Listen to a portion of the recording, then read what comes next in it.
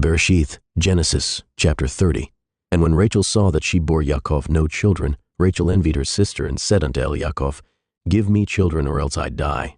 And Yaakov's anger was kindled against Rachel, and he said, Am I in Elohim's stead, who has withheld from you the fruit of the womb?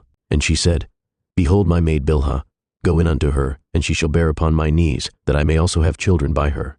And she gave him Bilhah her handmaid to be his woman, and Yaakov went in unto her, and Bilhah conceived, and bore Yaakov a son. And Rachel said, Elohim has judged me, and has also heard my voice, and has given me a son. Therefore called she his name Dan.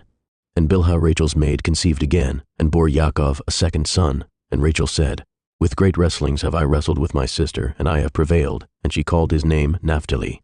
When Leah saw that she had left bearing, she took Zilpah her maid, and gave her Yaakov to be his woman. And Zilpah Laah's maid bore Yaakov a son, and Laah said, A troop comes, and she called his name Gad. And Zilpah Leah's maid bore Yaakov a second son, and Leah said, Happy am I, for the daughters will call me blessed, and she called his name Asher. And Reuben went in the days of wheat harvest, and found mandrakes in the field, and brought them unto his mother Leah. Then Rachel said to Leah, Give me, I pray you, of your son's mandrakes. And she said unto her, Is it a small matter that you have taken my man? And would you take away my son's mandrakes also? And Rachel said, Therefore he shall lie with you tonight for your son's mandrakes. And Yaakov came out of the field in the evening, and Leah went out to meet him, and said, You must come in unto me, for surely I have hired you with my son's mandrakes. And he lay with her that night. And Elohim hearkened unto Leah, and she conceived, and bore Yaakov the fifth son. And Leah said, Elohim has given me my hire, because I have given my maiden to my man. And she called his name Yishakar. And Leah conceived again, and bore Yaakov the sixth son. And Leah said, Elohim has endued me with a good dowry. Now will my man dwell with me, because I have borne him 6 sons. And she called his name Zebulun. And afterwards she bore a daughter, and called her name Dinah. And Elohim remembered Rachel, and Elohim hearkened to her, and opened her womb. And she conceived, and bore a son, and said, Elohim has taken away my reproach. And she called his name Yosef, and said, Yahweh shall add to me another son. And it came to pass, when Rachel had borne Yosef, that Yaakov said unto Laban, Send me away, that I may go unto my own place and to my country. Give me my women and my children, for whom I have served you, and let me go, for you know my service which I have done you. And Laban said unto him, I pray you, if I have found favor in your eyes, tarry, for I have learned by experience that Yahweh has blessed me for your sake. And he said, Appoint me your wages, and I will give it.